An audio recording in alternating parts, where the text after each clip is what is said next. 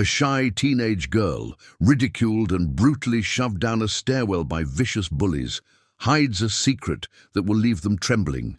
She's been honed into a formidable force by elite military training, and her calculated comeback will shock you to your core. This electrifying, twist-filled saga of courage and cunning will keep you riveted. Subscribe now to plunge into this epic story and unlock a world of heart-pounding narratives crafted for thrill-seekers in the USA and UK. In the rain-slicked town of Ashwood, New York, where mist clung to the hills and secrets festered beneath the surface of small-town charm, Emily Harper was an enigma. At 16, she was the quintessential outsider at Ashwood High School. Her moosey brown hair tucked behind her ears, her smudged glasses shielding eyes that saw more than anyone realized. Her thrift store hoodies and faded sneakers marked her as an easy target in a school where status was currency, and she had none. To her peers, Emily was invisible, a quiet, bookish girl who haunted the library during lunch and spoke only when forced. But to the school's reigning clique, led by the charismatic and cruel Jessica Malone, Emily was a punching bag, a canvas for their malice. Jessica, with her flawless blonde hair and a smile that cut like glass, ruled alongside her loyal posse. Tyler Grayson, the quarterback whose charm masked a volatile temper. Mia Chen, whose phone was a weapon for spreading gossip. Ethan Walsh, a prankster with a knack for cruelty, and Sarah Bennett, the insecure follower desperate for approval.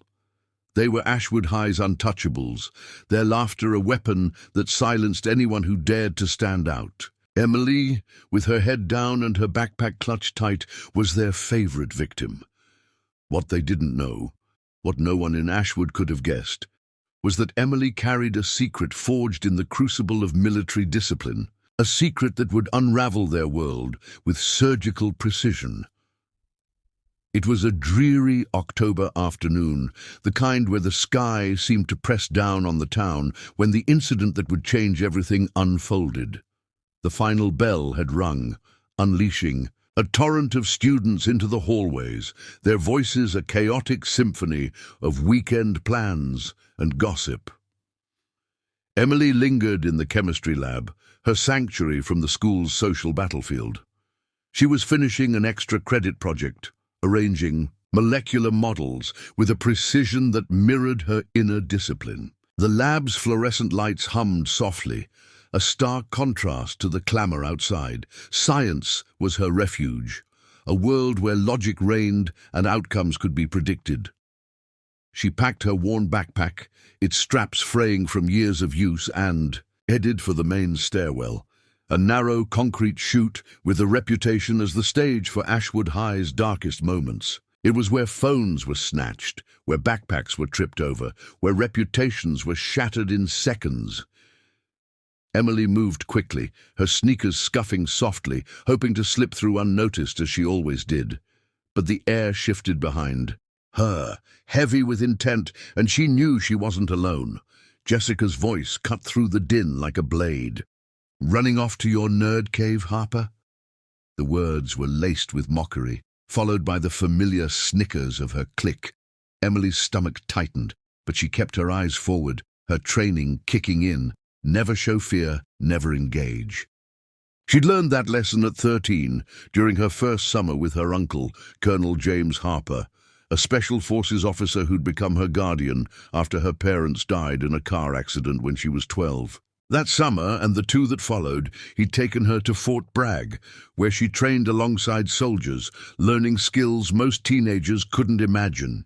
Hand-to-hand combat, tactical awareness, surveillance, even marksmanship. Her uncle had seen potential in her quiet determination and honed it into something formidable. "You're small, Em," he'd said, his voice gruff but warm. "But size doesn't matter when you know how to use your mind and body as weapons." She'd promised to keep her training a secret, blending back into her civilian life as the unassuming girl no one noticed. But as she descended the stairwell, the snickers grew louder, and she sensed the danger closing in. Tyler, emboldened by Jessica's presence, stepped forward, his broad frame blocking the light. "Oh, what's the rush, loser?" he taunted, his voice dripping with arrogance. Before Emily could react, she felt a sharp shove against her back. Time slowed as her body pitched forward, her arms flailing for the railing but finding only air. She tumbled down the final 10 steps, her knees and elbows slamming into the concrete landing. Pain seared through her, her glasses skidding across the floor, her backpack bursting open to spill books, pencils and a worn notebook across the tiles. Above her, the clique's laughter echoed, a cruel chorus that bounced off the walls. Jessica leaned over the railing, her blonde hair catching the dim light. "Oops," she said, her voice dripping with mock sympathy. "Better watch your step next time, nerd." Mia's phone flashed as she snapped a photo, her fingers already typing a caption to share the moment with her legion of followers. Ethan tossed in a mocking, "Nice dive!" while Sarah's nervous giggle punctuated the scene. Tyler flexed, his shoulders, proud of his role in the spectacle, his smirk a silent challenge. Emily lay there, her breath ragged, her cheeks burning with humiliation. The pain in her body was sharp, but it was the laughter, the sound of her powerlessness that cut deepest. But beneath the surface, something else stirred. A cold, controlled fury she hadn't felt since her last training session at Fort Bragg. She'd spent years suppressing it, playing the role of the invisible girl to avoid trouble. But this was different. This wasn't just a taunt or a prank. This was an assault, a deliberate attempt to break her. As she gathered her scattered belongings, ignoring the lingering snickers, she made a decision. She wouldn't just endure this. She would end it, not with fists, that was too crude, too traceable. She would use the skills her uncle had drilled into her: observation, strategy, execution. The clique had no idea who they'd just provoked, and that was their first mistake. The next morning, Emily woke with a plan. She sat at her desk in the small, tidy room she shared with her aunt, a kind but overworked nurse who rarely pried into Emily's life.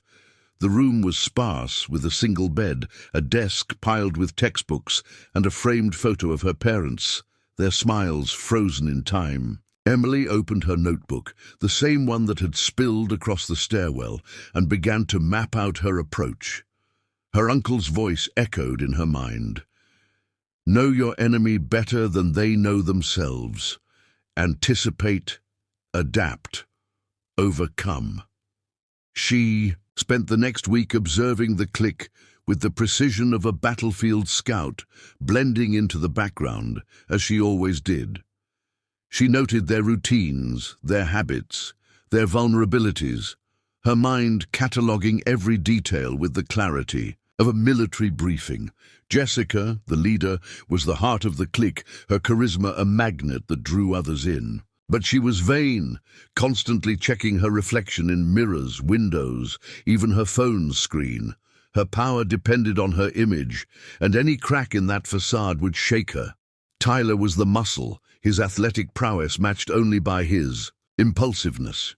He acted without thinking, his temper a liability waiting to be exploited. Mia's strength was her phone, a sleek device that spread gossip faster than wildfire, but her reliance on it made her predictable. Ethan's pranks were clever but sloppy. He left traces, like glitter from a rigged locker or tape from a tampered chair. Sarah was the weakest link. Her loyalty to Jessica rooted in a desperate need for acceptance, her insecurity a glaring chink in the clique's armor. Emily wrote it all down, her handwriting precise, her mind a steel trap honed by months of drills. Under her uncle's watchful eye, her first target was Ethan, the prankster who'd tormented her for months. Last spring, he'd rigged her locker with a bucket of red paint, a stunt that had left her scrubbing stains out of her clothes for days and enduring weeks of carry jokes in the halls. Emily knew a direct confrontation would backfire. Ethan thrived on chaos, and he'd only escalate. Instead, she chose subtlety, a tactic her uncle called turning the hunter into the hunted. During lunch, when Ethan was distracted, flirting with a cheerleader in the cafeteria, Emily slipped into the hallway near the gym where his backpack sat unattended. She carried a small multi-tool, a gift from her uncle, tucked into her pocket for emergencies. With practiced precision, she loosened the hinges of Ethan's locker, just enough to ensure it would collapse under pressure. She was back in the cafeteria before anyone noticed her absence, her heart steady despite the adrenaline coursing through her veins. The next morning, Ethan yanked open his locker, expecting to grab his gym clothes. Instead, the door came crashing. Down, spilling his books, a pair of smelly sneakers, and a stash of prank supplies, fake spiders, itching powder, a whoopee cushion across the hallway.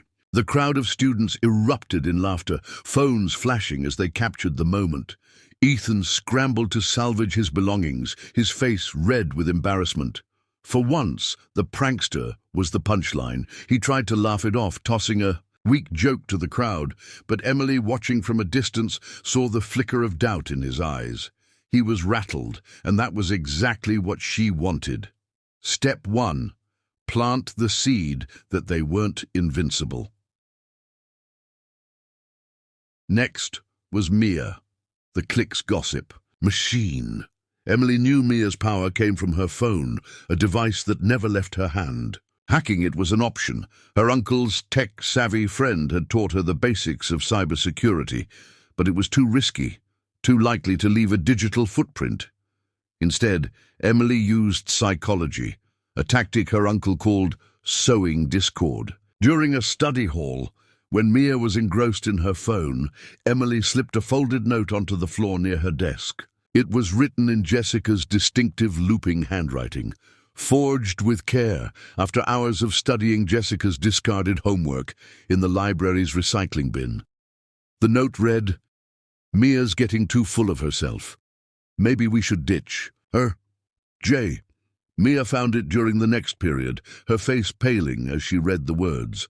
By lunchtime, she was snapping at Jessica, her usual fawning replaced by paranoia. Jessica, confused, brushed it off with a laugh, but the seed was planted. The clique's unity was fraying, and Emily hadn't even had to raise her voice. Tyler was a different beast. As the one who'd pushed her down the stairs, he was the most dangerous, his physicality a constant threat. Emily knew a direct confrontation was out of the question. He outweighed her by 100 pounds and had a temper that flared at the slightest provocation. But her training had taught her to use an opponent's strength against them, a principle her uncle called redirecting force. During gym class, when the coach announced a basketball scrimmage, Emily saw her opportunity. Tyler was showing off as usual, dribbling the ball with unnecessary flair, his teammates cheering him on. When the coach asked for volunteers to defend him, Emily raised her hand, ignoring the snickers from her classmates. The coach, amused by the mismatch, allowed it, his whistle signaling the start. Tyler smirked, ready to bulldoze her. But Emily was fast, her reflexes honed by sparring with soldiers twice her size. She dodged his charges, her movements fluid and precise, making him look clumsy as he stumbled. When he lunged too hard, she sidestepped, letting his momentum carry him into the bleachers with a crash that echoed through the gym. The class erupted in laughter, and Tyler's face burned red. He glared at her, his fists clenched, but Emily adjusted her glasses and walked away, her expression blank. She'd humiliated him without throwing a punch, and the message was clear. She wasn't as helpless as he thought. Sarah, the clique's weakest link, was almost too easy. Emily knew Sarah's desperation for Jessica's approval made her vulnerable. She left an anonymous tip in the principal's office, claiming Sarah had cheated on a recent math test. It was a small lie, but enough to land Sarah a week of detention and a scolding from her parents, who were strict about academics. Without Sarah trailing her like a shadow, Jessica's confidence wavered, her posse incomplete. The queen bee was starting to notice her empire crumbling, but she hadn't connected the dots to Emily. To her, Emily was still the invisible girl, too insignificant to be a threat. The final phase was Jessica herself, the linchpin of the clique. Emily knew this would be the hardest part. Jessica was cunning, her charisma a shield that deflected suspicion. A direct attack would backfire. Emily needed something public, something that would expose Jessica's vulnerability without exposing her own hand. The school's annual talent show was the perfect stage. Jessica had planned a dance routine with her clique, a performance designed to cement their status as Ashwood High's untouchables. Emily volunteered to help with the lighting crew, a role that gave her access to the auditorium's tech booth. During rehearsals, she studied the lighting system, memorizing the cues and controls with the same focus she'd used to memorize combat maneuvers. She rigged the spotlight to flicker at key moments, just enough to throw Jessica off without being obvious sabotage. On the night of the show, with the entire school packed into the auditorium, the lights malfunctioned during Jessica's solo. She stumbled, her perfect choreography falling apart as the spotlight blinked erratically. The audience snickered, whispers rippling through the crowd, and for the first time, Jessica looked small, her confidence shattered. Emily, watching from the booth, felt a pang of guilt, but pushed it aside. This wasn't about cruelty, it was about justice.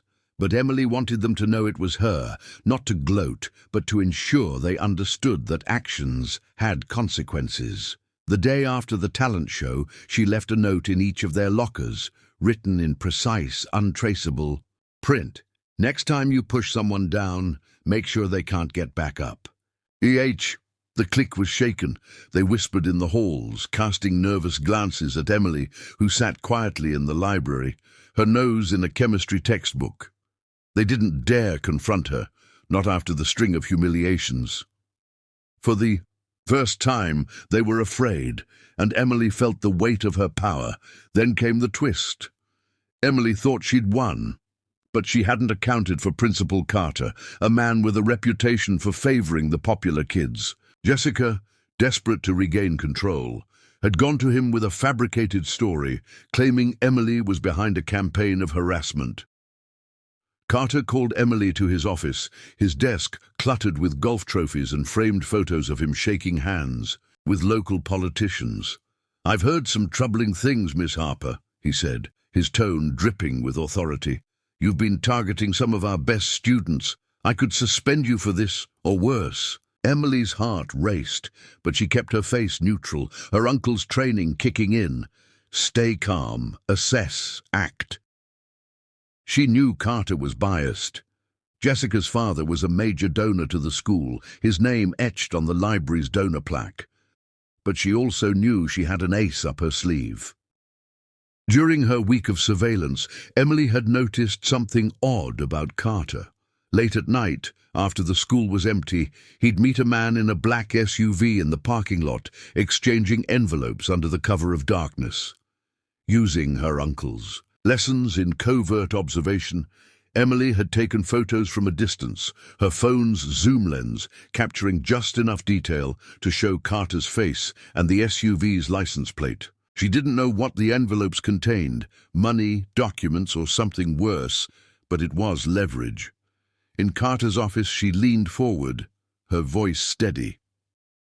"I haven't done anything wrong, sir. But you should be careful about accusing me. I see a lot around here." She slid a single photo across his desk, the image grainy but unmistakable. Carter's face paled, his bluster evaporating. "This conversation never happened," he muttered, waving her out. Emily left the office, her pulse pounding but her resolve unshaken. She'd won, but the victory felt bittersweet. Her uncle's training was meant to protect, not to manipulate. That night she called him, her voice trembling as she confessed everything. To her surprise, he didn't scold her. "You used what?" "I taught you to stand up for yourself," he said, his voice steady over the phone. "But be careful, Em. Power like that can change you if you're not mindful. Use it to build, not to destroy." She promised to keep her skills in check, to return to being the quiet girl who blended in. Over the next few months, Ashwood High transformed. The clique fractured, their power eroded. Jessica transferred to a private school, unable to reclaim her throne. Tyler focused on football, his arrogance tempered by the memory of his humiliation. Mia's gossip lost its sting, her followers dwindling as her credibility waned. Ethan's pranks stopped, his confidence shaken by the locker incident. Sarah found new friends, her need for approval fading as she discovered her own voice. Emily, meanwhile, became a quiet leader among the school's outcasts, her strength no longer hidden but subtle, a beacon for those who'd been pushed down. She never spoke of her training again, but the rumors spread, whispers of the girl who'd brought down the untouchables without raising a fist. Years later, as Emily stood at her high school graduation, her cap tilted slightly on her head, she looked out at the crowd. Her uncle was there, his stern face softened by pride. Her aunt sat beside him, clapping fiercely, tears in her eyes. Emily had kept her promise, using her skills only to protect, never to dominate. But in the back of her mind, she knew that if anyone ever tried to push her, or anyone else down again, she'd be ready. Not with violence, but with the sharp, silent precision of a soldier who'd learned to fight smarter, not harder. The bullies had underestimated her, and that was their mistake. Emily Harper was no longer invisible, and Ashwood High would never forget the girl who'd rewritten its rules without breaking a single one. But the story didn't end there. As Emily prepared to leave Ashwood for college, she received an unexpected letter. It was from an old friend of her uncle's, a woman named Major Elena Torres, who worked in military intelligence. The letter was brief but cryptic. Your actions at Ashwood didn't go unnoticed. We could use someone with your skills. If you're interested, meet me in DC next month. Emily stared at the letter, her heart racing. She'd thought her days of using her training were over, but the offer stirred something in her, a sense of purpose, a chance to do more than just survive. She tucked the letter into her notebook, the same one that had spilled across the stairwell years ago, and made a mental note to call her uncle. The world was bigger than Ashwood, and Emily Harper was just getting started.